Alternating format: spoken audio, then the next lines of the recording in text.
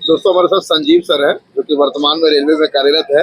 अभी मैं रेलवे के असिस्टेंट लोको पायलट के एस्पिरेंट्स का मेडिकल का रिव्यू कर रहा था।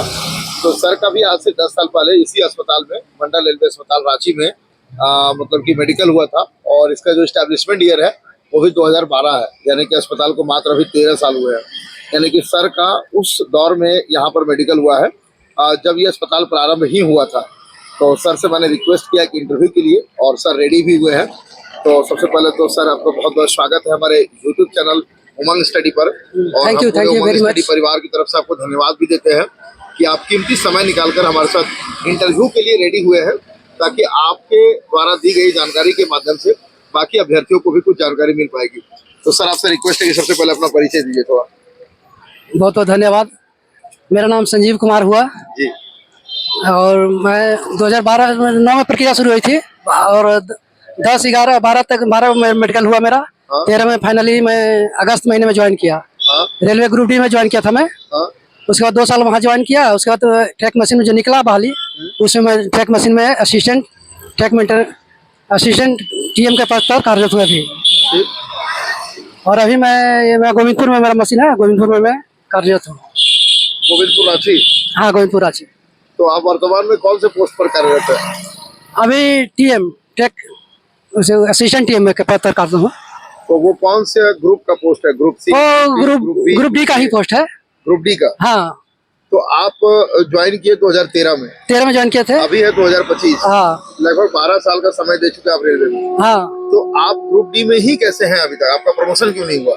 हाँ, यहाँ जो ट्रैक मशीन का थोड़ा सा दिक्कत होता है, प्रक्रिया जो बहुत धीरे होता है। कोई 18 साल 20 साल 22 साल लग जाता है। यही मुश्किल हम लोग का है। अच्छा। कि जो प्रमोशन है बहुत लेट लतीफ होता ही नहीं। तो पद का भी प्रमोशन नहीं होता है या फिर सैलरी का भी प्रमोशन नहीं होता है? नहीं, सैलरी जो है आपको तो वो बढ़ेगा ही।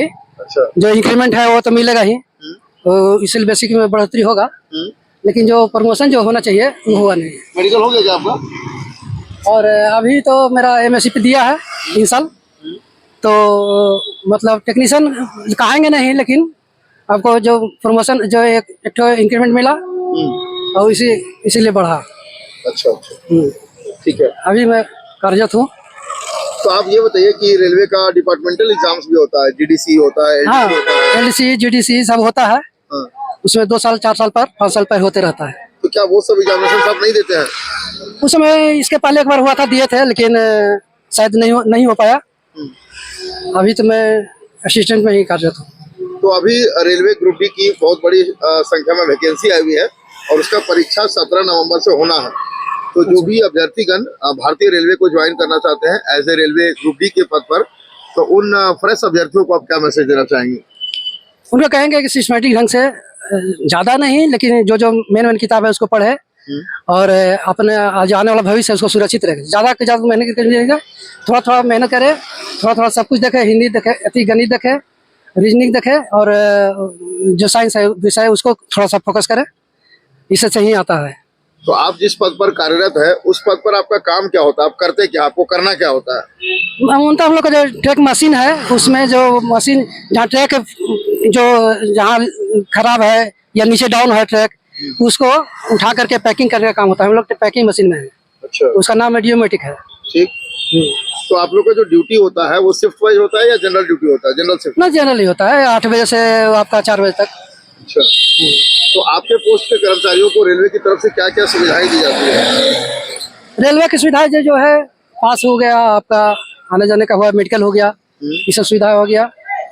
और जैसे जो जनरली सबको मिलता है उसी तरह से मिलता है। तो ड्यूटी कार्ड पास मिलेगा आपको, जो ड्यूटी में आने जाने का वो कार्ड पास मिलता है। तो रहने की क्या व्यवस्था है आप लोगों को? रहने के लिए हम लोग का एक कैंपिंग कोच होता है, मशीन के साथ ही लगा होता है, जहाँ मेन स्टेशन पर लगा रहेगा और सेक्शन में काम करने जाएंगे और जब लौट के आएंगे तो उसी कैंपिंग कोच में हम लोग रहना खाना पीना सब उसी में होता है। और ऐसे क्वार्टर हो गया या फिर बाहर रहते हैं? हाँ, बाहर क्वार्टर नहीं ले पाता, क्योंकि हम लोग का 4 ऐसा है कि 4 डिवीजन में जाना पड़ता है। जो यहाँ का 4 डिवीजन है, आद्रा हो गया, खड़गपुर हो गया, आपका चक्रधरपुर हो गया, ये रांची हो गया, 4 डिवीजन है। तो 4 डिवीजन में कहीं भी भेज सकता है, इसीलिए कोई एक जगह हम लोग क्वार्टर नहीं ले पाते हैं। तो फैमिली घर पे ही। घर कहाँ हुआ? घर जहानाबाद बिहार में। जहानाबाद बिहार। तो कितने दिनों पर घर आना जाना होता है? हम लोग का बेसिकली ऐसा है कि मतलब 21 दिन कंटिन्यू ड्यूटी होता है। 21 दिन कंटिन्यू ड्यूटी के बाद 7 दिन आपका रेस्ट मिलेगा। ठीक। उसी रेस्ट में घर में आना जाना होता है। अच्छा, तो कितने घंटे की दूरी है रांची से जहानाबाद? करीब करीब कितना होगा, 400 किलोमीटर। गया है, गया के पास जहानाबाद है। तो आप खुश हैं अपने इस नौकरी से? हाँ बिल्कुल खुश है और अच्छा है। पहले तो ग्रुप डी में थे, वो आपका गैंग ट्रैक मेंटेनर में थे, तो 2 साल वहाँ काम किए। उसके बाद फिर इसका जब निभाने निकला तो इसमें हम भरे थे, उसका एग्जाम लिया गया। एग्जाम लेने के बाद हमको सिलेक्शन हुआ, फिर ट्रैक मशीन में आ गए। तो इस वर्तमान में जिस पोस्ट पर आप कार्यरत है, ये रेलवे ग्रुप डी का कैसा पोस्ट है? सबसे अच्छा पोस्ट इसमें है? हाँ ना सबसे अच्छी पोस्ट है। सबसे अच्छा पोस्ट? हाँ सबसे अच्छा ही पोस्ट है। इसमें 8 घंटा का ड्यूटी आपका है और उसमें अगर लेट उठ होता तो ओटी वगैरह दिया जाता है। ये नाइट का काम होता है तो नाइट अलाउंस दिया जाता है। चलिए, और कुछ कहना चाहते हैं? नहीं और ठीक है, बहुत बहुत धन्यवाद। जुड़ने के लिए शुक्रिया। तो फ्रेंड्स, आप भी अपने रेलवे ग्रुप डी का नौकरी का सपना पूरा करना चाहते हैं और सर के जैसा इंटरव्यू देना चाहते हैं, तो 17 नवंबर से जो आपके एग्जामिनेशन बचे हुए हैं, उसके लिए आपको ज़्यादा से ज़्यादा प्रैक्टिस करना चाहिए ताकि आपको भी सफलता मिल सके और आप रेलवे में अपना नौकरी का जो सपना है उसको साकार कर सके। वर्तमान में हम लोग ये वीडियो आपके लिए ला रहे थे मंडल रेलवे अस्पताल रांची से, डिवीजन रेलवे हॉस्पिटल रांची से। तो वीडियो के डिस्क्रिप्शन में, साथ ही कमेंट सेक्शन में आपको एक लिंक मिलेगा, उस लिंक पे क्लिक करिए। हमारा कूपन कोड है उमंग 10, इसको अप्लाई करने से आपको 12% का इंस्टेंट डिस्काउंट मिल जाता है। तो सर, आप लोगों के समय जो मेडिकल वगैरह होता था उसमें कोई दिक्कत वगैरह तो नहीं होता होगा? नहीं, मेडिकल में उतना कोई खास दिक्कत नहीं हुआ, नॉर्मली सब फिट पाया गया, सब ठीक है रहा और मेडिकल ठीक ही बहुत बढ़िया से हुआ। और उसके बाद फिर पहले तो मतलब ये आपका डॉक्यूमेंट वेरिफिकेशन वहाँ जीआरसी में हुआ था, उसके बाद यहाँ मेडिकल के यहाँ भेजा गया। तो हम लोग यहाँ मेडिकल के लिए आए, एक दिन उस दिन नहीं हो पाया तो बोला कि ठीक है 4 दिन बाद आइए, तो हम फिर यहाँ आए। तो उसके बाद उस दिन मेडिकल हो गया और जो है आँख का जो है उसे जांच किया गया, पैर का तो देखा गया और बाकी जो प्रक्रिया जो रेलवे का वो पूरा किया गया। और उसके बाद फिर हमको कोई 1 महीने के बाद ज्वाइनिंग दिया गया। तो ये वर्तमान रेलवे जो है वो डिजिटाइजेशन और प्राइवेटाइजेशन पे बहुत ज़्यादा फोकस कर रही है, तो डिजिटाइजेशन और प्राइवेटाइजेशन से आप लोगों का काम कुछ आसान हुआ? हाँ, प्राइवेटाइजेशन जो प्राइवेट हुआ है, लेकिन वो लोग जो आता है प्राइवेट वाला, वो अपना जिम्मेवारी नहीं समझता है, ये हो जाता है ना। हम लोग है कि हम लोग रिक्सेबल हो जाते हैं, किसी तरह का कोई कुछ हो भी होगा तो हम लोग को मतलब चार्जशीट होगा, ये होगा, लेकिन वो लोग का जो प्राइवेट वाला है उसका कोई रिक्स नहीं रहता।